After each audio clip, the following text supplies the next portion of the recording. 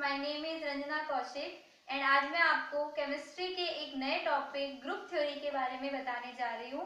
इस टॉपिक को हाल फिलहाल ही केमिस्ट्री में ऐड किया गया है, इसलिए काफ़ी सारे स्टूडेंट्स को इसे समझने में प्रॉब्लम्स आती है। सो आज हम बात करेंगे केमिस्ट्री के ग्रुप थ्योरी के सब्जेक्ट की कुछ मेन बेसिक पॉइंट्स के बारे में।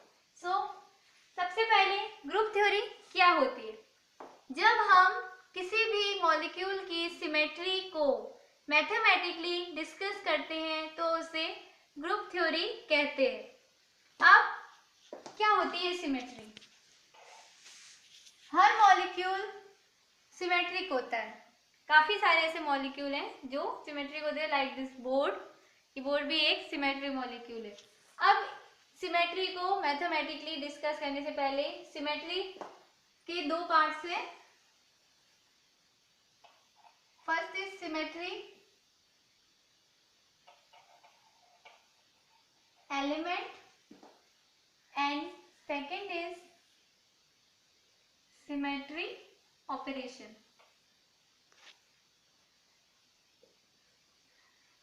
इन दोनों को कंबाइनली सिमेट्री में पढ़ा जाता है। अब symmetry element and symmetry operation में क्या डिफरेंस है हम वो समझेंगे। मान लीजिए आप एक त्रिभुज के बारे में डिस्कस कर रहे हैं। अगर आप इसे किसी भी पॉइंट एक्सिस या तल के साथ में घुमाते हैं या इस पे कोई भी घुमाते हैं मान लीजिए, तो आपको सेम कॉन्फ़िगरेशन प्राप्त होगा। सेम इसको कैसे भी घुमा लो आपको सेम प्राप्त होगा। बट अगर अभी आप इसको ए बी एंड सी नाम दे दो, देन क्या ये सेम प्राप्त होगा? नहीं, इसको घुमाने पे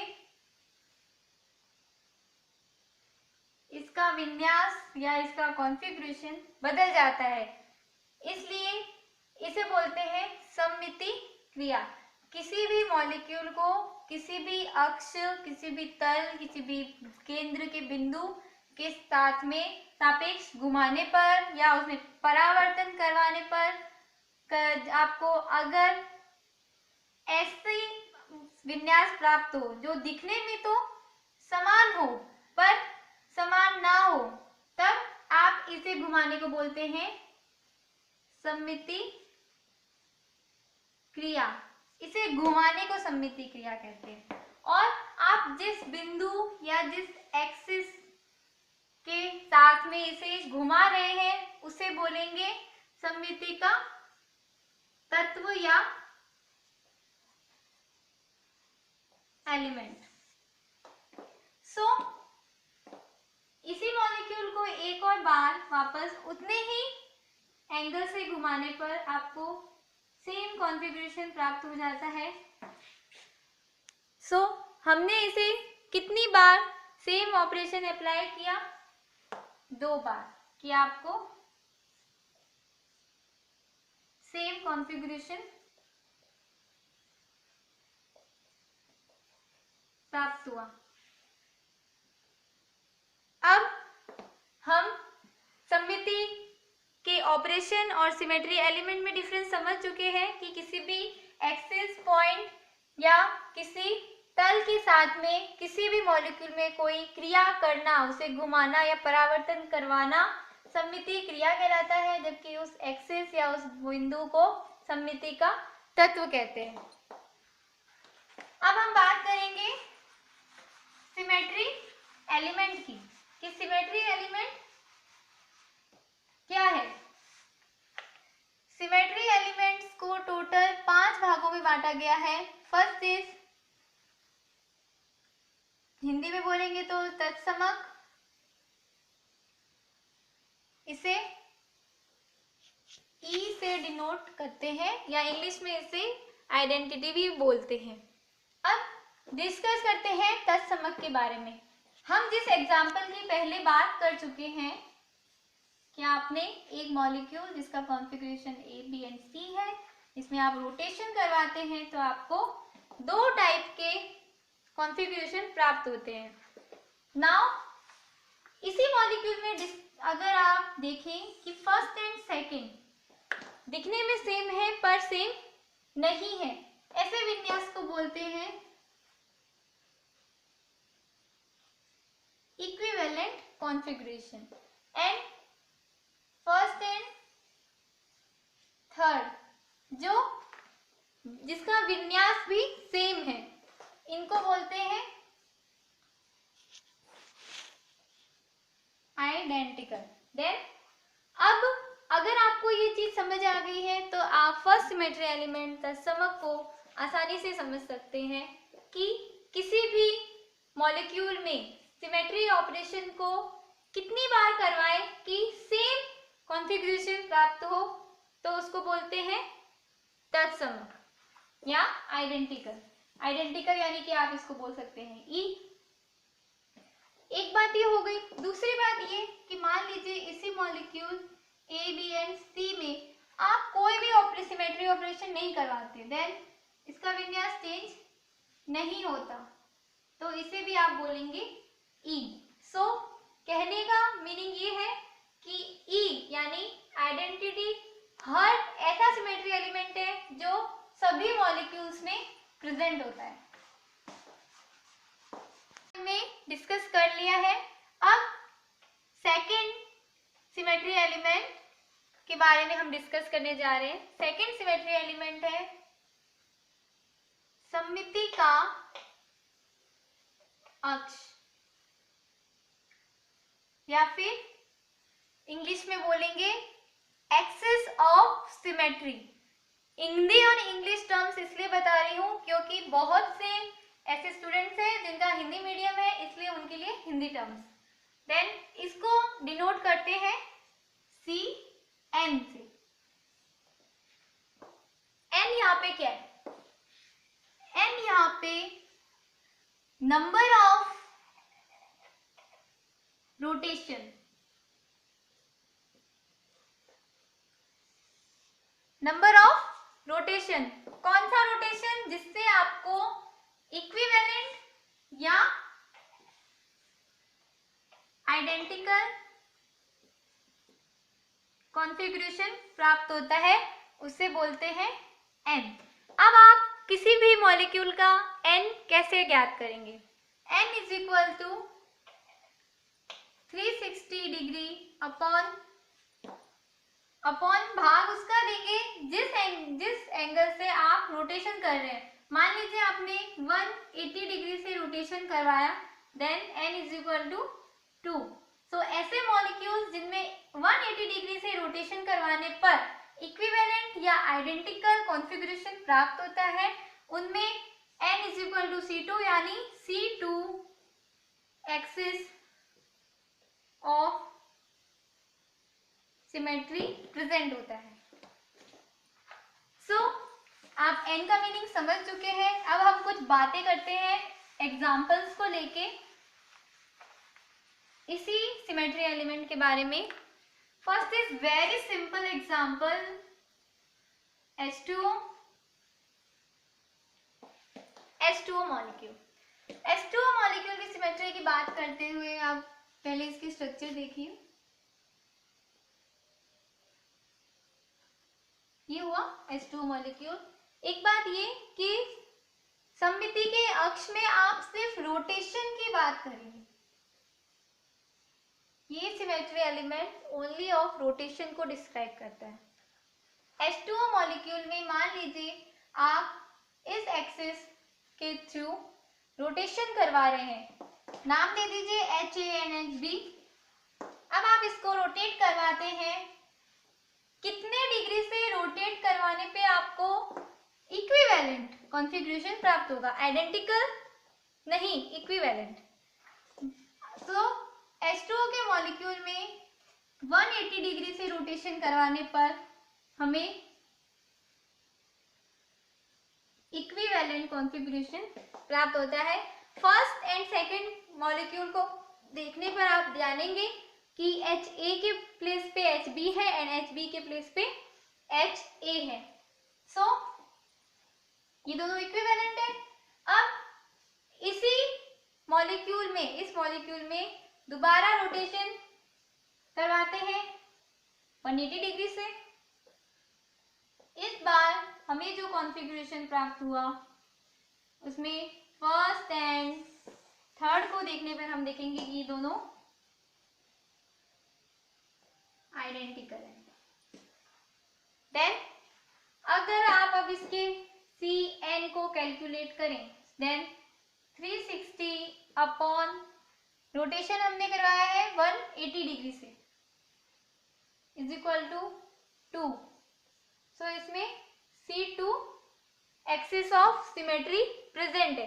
आप चाहे तो सीधा इस टाइप से भी ज्ञात कर सकते हैं कि देखिए आपने रोटेशन को कितनी बार करवाया, एक एंड दो बार करवाया, इसलिए आपको सेम कॉन्फ़िगरेशन प्राप्त हुआ, इसलिए C2 एक्सिस ऑफ सिमेट्री। ये बात हुई H2O मॉलिक्यूल की। H2O मॉलिक्यूल के बारे में डिस्कस कर लिया है। अब हम डिस्कस करने जा रहे हैं NH3 या अमोनिया मॉलिक्यूल में सममिति के अक्ष या एक्सिस ऑफ सिमेट्री Cn के बारे में। NH3 मॉलिक्यूल की स्ट्रक्चर कुछ इस टाइप की होती है।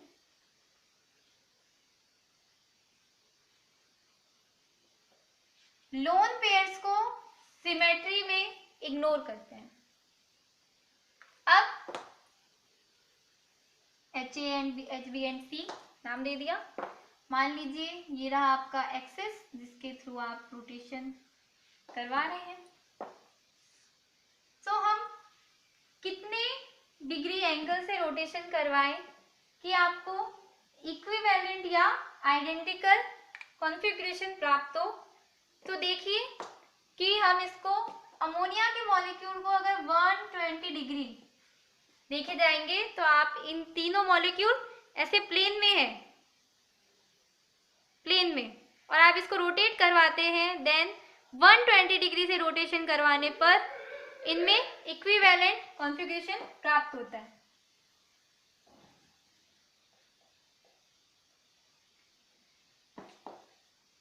देखेंगे कि ये दोनों इक्विवेलेंट है। अब इसी ऑपरेशन को कई बार अप्लाई करके जब तक कि आपको सेम यानी आइडेंटिकल कॉन्फ़िगरेशन प्राप्त ना हो जाए आप ऑपरेशन करवाते जाएंगे। इससे हमें पता चलेगा कि इसमें कौन सा सिमेट्री एक्सिस या Cn प्रेजेंट है। ये मेथड थोड़ा लंबा हो जाएगा क्योंकि कई सारे मॉलिक्यूल में कई बार रोटेशन करवाना पड़ता है, इसलिए हम अपने मेथड यानी 360 अपॉन 120 से भी पता कर सकते हैं कि अमोनिया में कौन सा एक्सिस प्रेजेंट है। भाग देने पे 3, दैट्स मीन अमोनिया में C3 axis of symmetry present होता है। So that is very simple example. Now अब हम कुछ एक और एग्जाम्पल की बात करेंगे। बात कर ली है, अब कुछ और बातें इसी सिमेट्री एलिमेंट को लेके हम समझने जा रहे हैं। उसमें से पहली बात एक एग्जाम्पल के थ्रू समझते हैं। एग्जाम्पल लेते हैं BF3 मॉलिक्यूल का। BF3 मॉलिक्यूल में जब हम इसकी स्ट्रक्चर देखते हैं तो इसकी स्ट्रक्चर कुछ इस टाइप की। नाउ BF3 मॉलिक्यूल में जब हम सिमेट्री एलिमेंट की बात करते हैं तो हम देखेंगे कि इसमें दो सिमेट्री एलिमेंट प्रेजेंट है। पहला तो मान लो सभी F मॉलिक्यूल पर एक एक्सिस है। सो जब हम रोटेशन करवाएंगे तो हम किसी भी F मॉलिक्यूल को फिक्स मान के मॉलिक्यूल को रोटेट करवा सकते हैं। नाउ जब हम इस F मॉलिक्यूल से रोटेशन करवा रहे हैं तो रोटेशन रहेगा हमेशा 180 डिग्री से। Then Cn is equal to C2 क्योंकि हमने 180 डिग्री से रोटेशन करवाया है। 180 डिग्री से रोटेशन हम तीनों F मॉलिक्यूल से करवा सकते हैं। मान लीजिए ये Fa है, ये Fb है, ये Fc है। देन यहाँ पे C2 axis of symmetry present है। अब क्योंकि हमारा बोर्ड 2 डायमेंशन है, इसलिए हम तीसरा एक्सिस यू मानेंगे। इस मार्कर के नोक पे तीसरा एक्सिस है। फॉर एग्जाम्पल मान लीजिए आप एक फैन को इमेजिन कीजिए, एक पंखा, ये तीनों फ्लोरिंग एंड ये बाहर वाला एक्सिस। जब हम इस एक्सिस के थ्रू रोटेशन करवाएंगे, देन हम मॉलिक्यूल को रोटेट कर रहे हैं 120 डिग्री से, then Cn is equal to C3। So BF3 molecule में C2 एंड C3 दोनों एक्सिस ऑफ सिमेट्री प्रेजेंट है। अब क्वेश्चन अराइज कि हम मेन एक्सिस किसे मानेंगे, प्रायोरिटी देनी पड़ेगी कि 3C2 एंड C3 में से प्रायोरिटी किसे दी जाएगी। सो हमेशा याद रखिए प्रायोरिटी उसे ही देंगे जिसके लिए n का मान हाईएस्ट हो। n का मान ये Cn में n का मान हाईएस्ट। यहाँ पे ये बात ध्यान ही रखेंगे कि C2 3 है, प्रायोरिटी हमेशा इस n के अकॉर्डिंग दी जाएगी। सो BF3 मॉलिक्यूल में मेन एक्सिस हमेशा C3 होगा। अब ये बात तो हुई जब किसी एक मॉलिक्यूल में दो अलग अलग एक्सिस ऑफ सिमेट्री प्रेजेंट है। अब एक और एग्जांपल लेते हैं।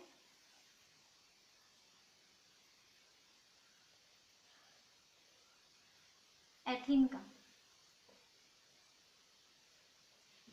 एथीन के मॉलिक्यूल में रोटेशन 3 एक्सिस से हो सकता है।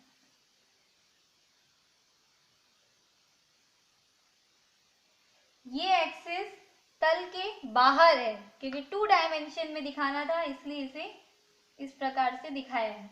अब किसी भी एक्सिस से x, y और z किसी भी एक्सिस से रोटेट करवाएं पर हमेशा रोटेशन 180 डिग्री से होगा।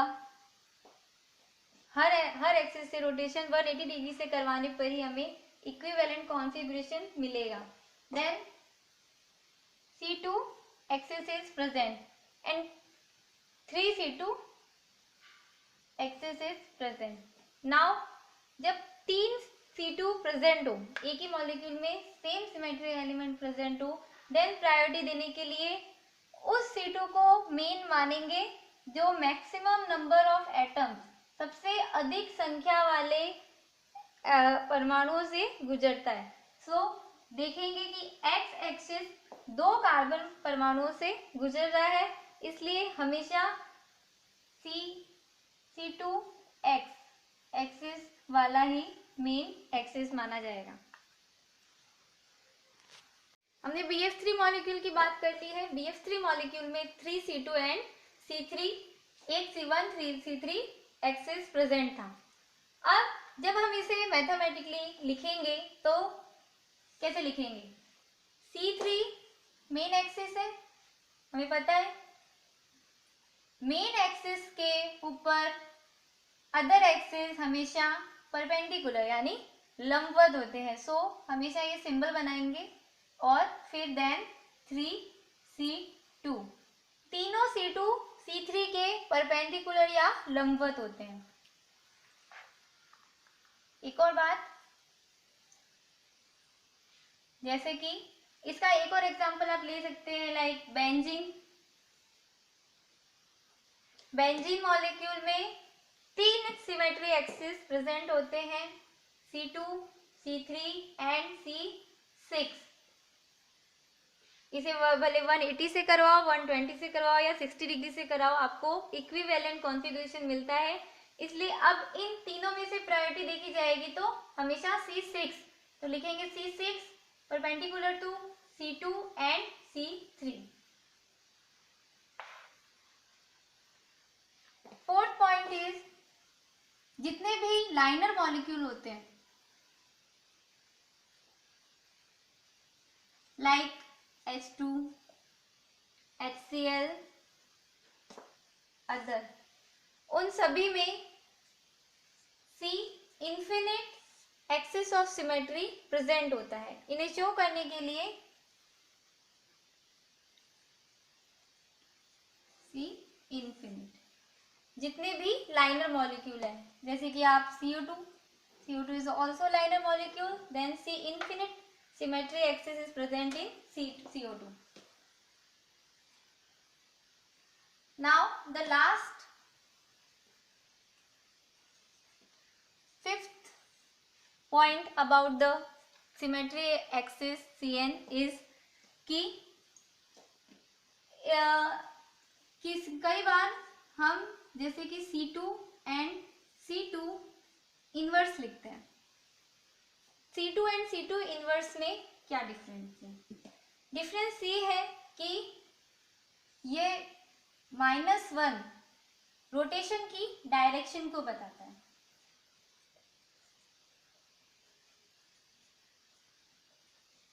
कि रोटेशन कौन सी दिशा में किया गया है।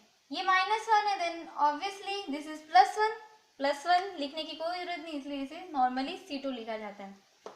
जब हम मॉलिक्यूल को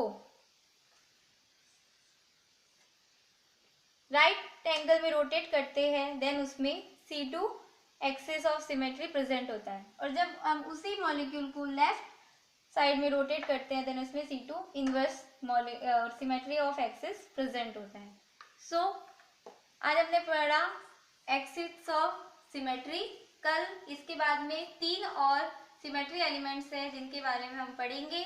अगर आपको ये वीडियो अच्छा लगा हो देन लाइक कीजिए एंड सब्सक्राइब कीजिए। Thank you.